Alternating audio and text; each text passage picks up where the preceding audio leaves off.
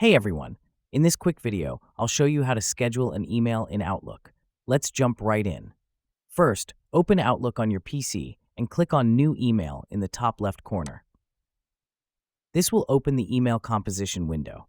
Now, go ahead and compose your email. Add the recipient. Once you're done, and then add a subject line. Once you add it, and then type your message that you want to send. Once your email is ready, head to the top left corner and click on File. In the menu that appears, make sure Info is selected. Then click on Properties. In the Properties window, look for Delivery Options. Check the box next to Do Not Deliver Before. Here, you can choose the exact date and time for your email to be sent. For instance, I'll schedule mine for tomorrow at 7 a.m.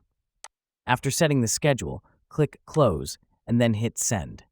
The email will move to your outbox, where it will stay until the scheduled time, and you can even open it to make edits before it's sent. And that's it. If you found this video helpful, give it a thumbs up and subscribe to our channel for more tech tips. Thanks for watching.